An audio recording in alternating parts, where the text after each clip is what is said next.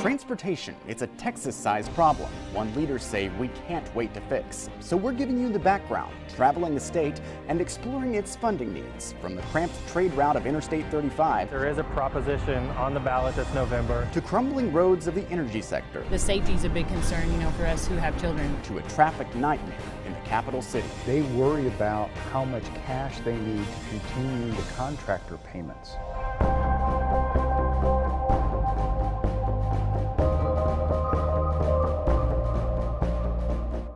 Hello, thank you for watching this special edition of State of Texas in Depth. I'm Josh Hinkle. Today we join you from the state capitol, where in fewer than 3 months, lawmakers will gather for the 84th Texas legislative session. Thousands of bills will fly through these chambers, and no doubt many will try to tackle the same topic we're talking about today, transportation.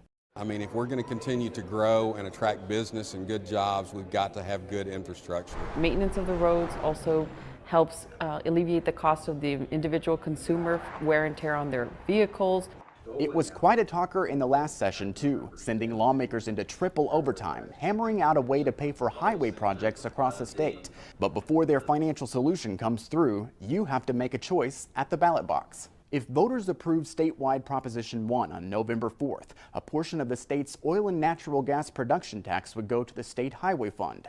That would direct about $1.4 billion to the Texas Department of Transportation, or TxDOT, the first year alone, and the amount is projected to increase over the next few years. What you need to know about Prop 1 is that it does not raise taxes, fees, or debt. The money cannot pay for toll roads. TxDOT can only use the funding for new highway construction or maintenance. Without new revenue, the agency says it won't be able to meet the transportation needs of a state growing as fast as Texas. TxDOT leaders have said that would take around $5 billion a year in additional funding. Approval of Prop 1 would get them about a quarter of the way there. Congestion is going to continue to get worse and worse, and the condition of our roadways will start to decline beyond the current conditions. So what we're really trying to do is just hold our own. But this funding crisis isn't something that just happened. TxDOT and the legislature have seen it coming for years because of their previous financial decisions.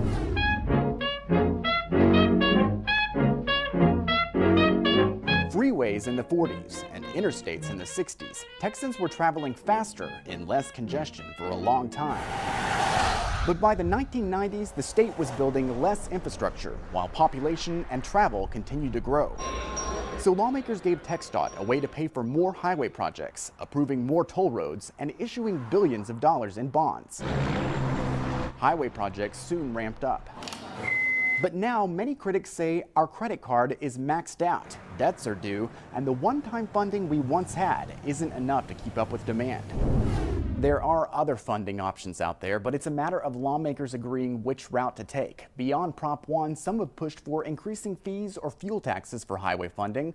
Others have said the state should shift some revenue from vehicle sales taxes to pay for more projects. And even the Texas Transportation Commission, which oversees TxDOT, recently said it will ask lawmakers to stop diverting highway money to agencies like the Department of Public Safety. But no matter the solution, all agree there is a problem, and we're showing you how severe it is. Starting our journey 100 miles south of Austin in Karnes County, an area rich in oil, but threatened by dangerous roads, when this special edition of State of Texas in Depth returns.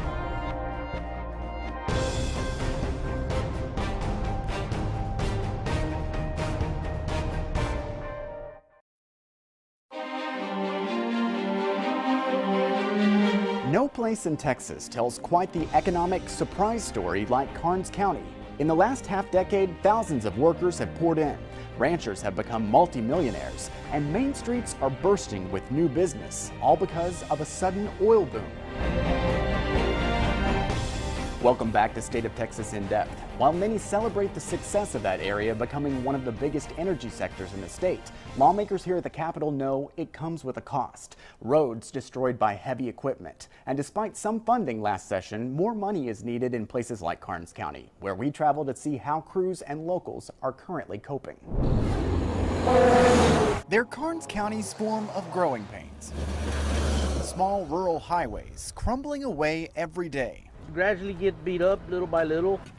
Jeremy Hernandez project is part of the population increase in the last few years, setting up his shop behind the wheel. Accidents happen. Not what you want to do is wake up in the morning and be involved in an accident. TxDOT has tried to make tax dollars stretch, tackling traffic problems by widening roads and creating 2-mile-long passing lanes for drivers to safely get around these semi-trucks. Hundreds of them each week. The reason they're all rolling in, there are about 5,000 of those oil wells now. In 2008, there were only 100, and they only produced about 20,000 barrels of oil each month. Now, that number is 6.2 million. Which means a lot of money for the state.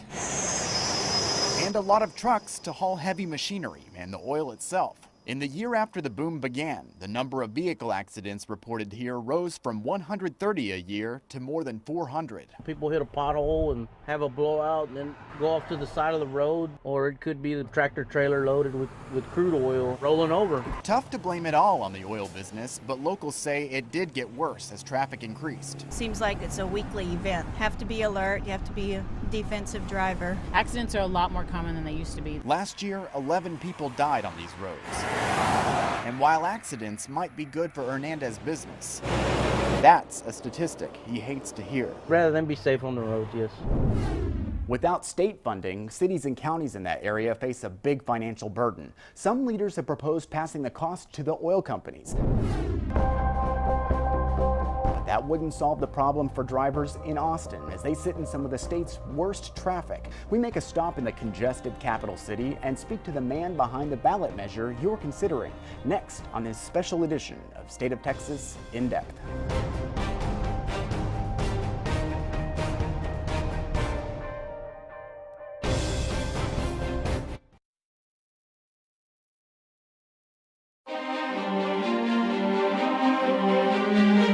"60 years ago, drivers in Austin traveled a small road through the heart of the city, US Highway 81.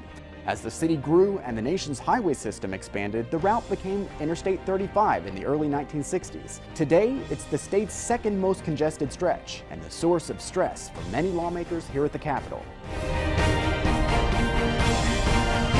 Welcome back to State of Texas In Depth. In Central Texas, I-35 is not alone. As we made a stop in Austin on our road trip, we learned that its downtown portion ranks number 2 on the state's 50 most congested list and consistently misses out on expansion projects because of its proximity to prime real estate. At number 25, we have Mopac on the other side of downtown, which is getting a lane upgrade. The southern side of the interstate is number 35, near a busy highway intersection. And numbers 47 and 50 go to Lamar Boulevard, north and south of the river. As you consider giving TxDOT billions in funding this election, ask yourself, what's the cost of doing nothing? The Texas Transportation Institute says on average, drivers pay $343 a year in additional repair costs because of poorly maintained roads. Texas drivers also spend an extra 37 hours in traffic delays annually, costing the average household $1,500 a year. And it's predicted that could be $5,000 a year in 20 years.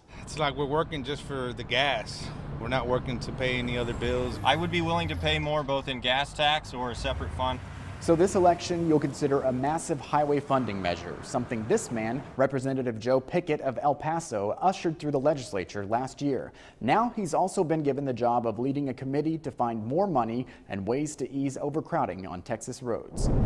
Thank you very much, Chairman, for being with us. I appreciate it. My pleasure. The legislation that you ushered through last session actually has some other stipulations for TxDOT, like finding more savings and paying down the debt, correct? It did. Everybody's got a different idea about transportation based on where they come from. And a lot of the problems that we ran into were local ones, where members had issues with TxDOT in their community or couldn't have gotten their attention in the past.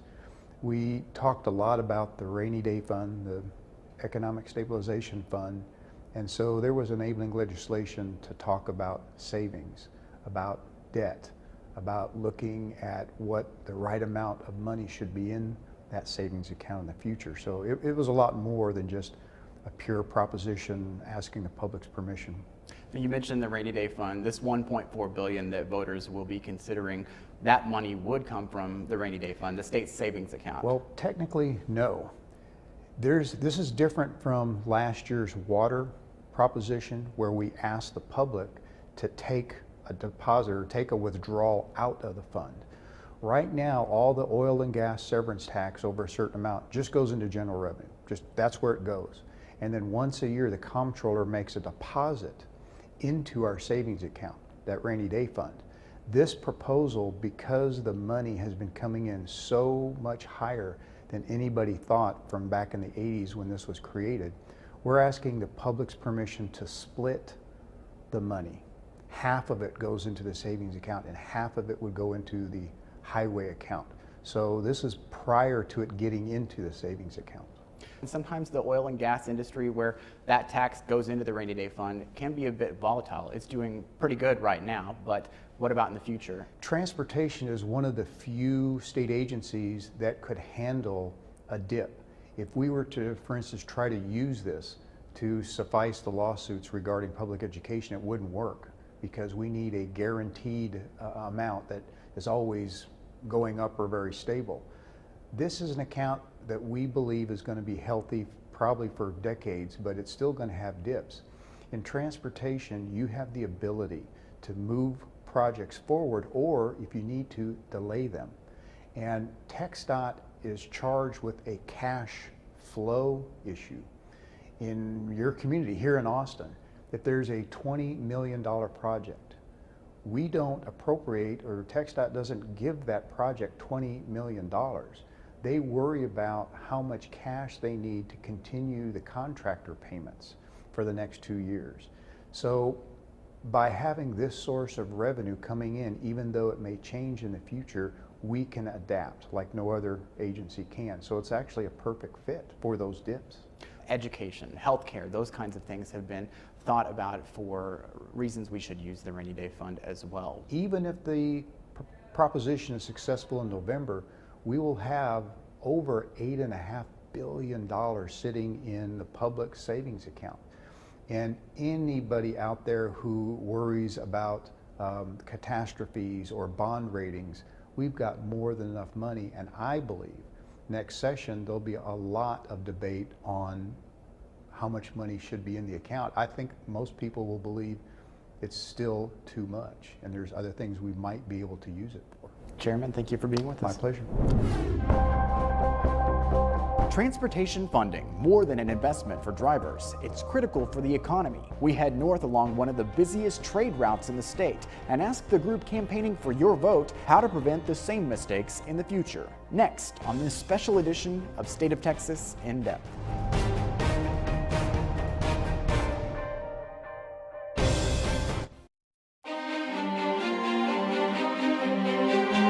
Texas is located in the heart of national and international trade routes, so investing in the state's transportation system can have a direct impact on our economy.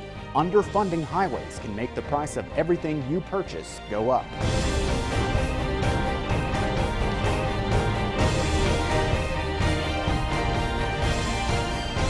Welcome back to State of Texas In Depth. Like the maintenance of our homes or our cars, the longer the state waits, the more expensive it will be to fix our highways. And it will be one of the most pressing issues next session here at the Capitol. In the last few years, we've seen a slowdown in transportation projects across the state as funding dries up. As a result, many highway construction companies are reducing staff, but that's not the case north of Austin. Crews are expanding I-35 in both directions to 3 lanes and 4 lanes in highly populated areas. The 80-mile stretch between Salado and Hillsborough is the type of work TxDOT wants to see across the state if you vote to give the agency more money this election. Advocating for Prop 1, a new coalition called Move Texas Forward. I traveled north into that construction to speak with the group's president. Texas has over 1,000 people moving here every day. Our population has exploded over the last decade and really going back over the last 4 decades. So we have growth that we have to deal with as a state. We've also relied on funding sources that just haven't kept pace. So you look at a lot of construction like what's behind us, it's based on one-time funding sources, whether that be the federal stimulus program or bond programs that have been issued at the state level. Those are the things that we've relied upon for transportation funding over the last decade, and we can't rely on those anymore. We have to start looking at other funding sources that we can put towards transportation in the state. Speaking of TxDOT, you were once the chief of staff, and several of the leaders in your organization now were either with TxDOT or the Texas Transportation Commission. How does that help or hurt this group? So the group that I'm working for was created by former TxDOT commissioners, bipartisan in nature, appointees of Ann Richards up through Governor Perry. So it's a bipartisan group of commissioners who understand the challenges that this state is facing from a transportation standpoint because they've been there. They've served on the commission. They understand that we don't have enough money, and so tough decisions have had to be made over the last several years on what types of projects move forward, recognizing that we can't do everything that we need to do as a state with the funding levels that we have. So I think it's been a benefit to the organization. It's a group of individuals that understand what the challenges are, and they know the different players around the state that are actively engaged in those conversations so that they can help move that conversation forward. What other solutions would your group propose legislators look at next session? You're already starting to hear those conversations. A couple months ago, Speaker Strauss outlined how he'd like to see the budget going forward and talking about ending some of the non-educational diversions from the Highway Trust Fund, funding other agencies like the Department of Public Safety, the Department of Motor Vehicles, and several other agencies from the State Highway Fund, and making sure all of that money is going into transportation. That alone will raise about $1.2 billion over the next biennium for transportation. So that's another important step that the legislature is already looking at. There's a lot of funding options out there. The select committee that Chairman Pickett and Chairman Nichols from the Senate are looking at are having that conversation. They're looking at some of the options. I think one of the really interesting options is the motor vehicle sales tax. It's currently something that's associated with what we drive on the highway system, the tax that we pay when we purchase a vehicle. Dedicating a portion of that to transportation, it makes a lot of sense from a policy standpoint. As more people move into the state, more vehicles are going to be purchased, so that tax rate will continue to go up. Scott, thank you very much for being with us. Oh, my pleasure, Josh. Thank you. Now it's up to you. Prop 1 will be on the ballot on November 4th. We have a full explanation of what you'll have to consider at the polls in the politics section of KXAN.com.